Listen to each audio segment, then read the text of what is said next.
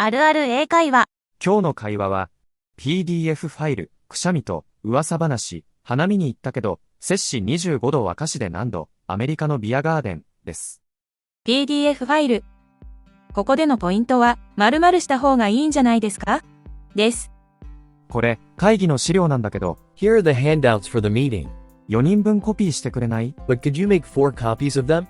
いつものように PDF ファイルで配布した方がいいんじゃないですか？ Wouldn't it be better to distribute them as a PDF file like usual? いや、今回はちょっと事情があって、Actually, there's a bit of a situation this time. 紙の資料で配るよ。So I need to hand out hard copies. わかりました。I see. Got it. くしゃみと噂話。ここでのポイントは、〇〇と言われている、です。日本ではね、くしゃみをすると、誰かが君の噂をしているって言われてるんだよ。In Japan, people say that if you sneeze, someone is talking about you. へえ、面白いわね。Oh, really? That's interesting.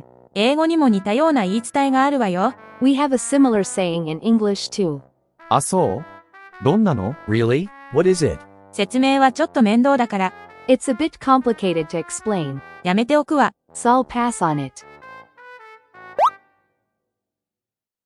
花見に行ったけど、今回のポイントは、〇〇するところが全くなかった、です。今日、会社から花見に行ってきたよ。Today, we went cherry blossom viewing with the office. あ、そう。混んでた？ Oh, really? Was it crowded? すごく混んでて、座るところが全くなかった。It was packed. We couldn't find a single spot to sit down. 事前に場所を確保しておかなかったの？ Didn't you reserve a spot in advance? みんな仕事で忙しかったからね。Everyone was too busy with work. 摂氏25度は華氏で何度？今回のポイントは、です。今日は25度もあるよ。 It's 25 degrees today. 25度ってそれ、摂氏でしょう。25 degrees? That's Celsius, right? 華氏では何度？ What's that in Fahrenheit? そんなの、計算しなくちゃわからないよ。I don't know. I'd have to calculate it.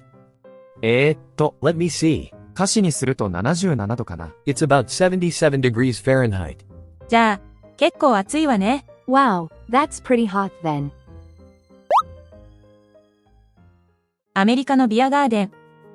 今回のポイントは、〇〇になってきた、です。だんだん、ビールの美味しい季節になってきたわね。It's getting to be the perfect season for beer, isn't it? そうだね。Yeah. そういえば、Speaking of which, アメリカにも日本のビアガーデンみたいなところはあるの？ do they have places like Japanese beer gardens in the US? もちろんあるわよ。Of course they do. じゃあきっとバーベキューとか美味しいんだろうね。Then I bet they have delicious barbecue and stuff, right?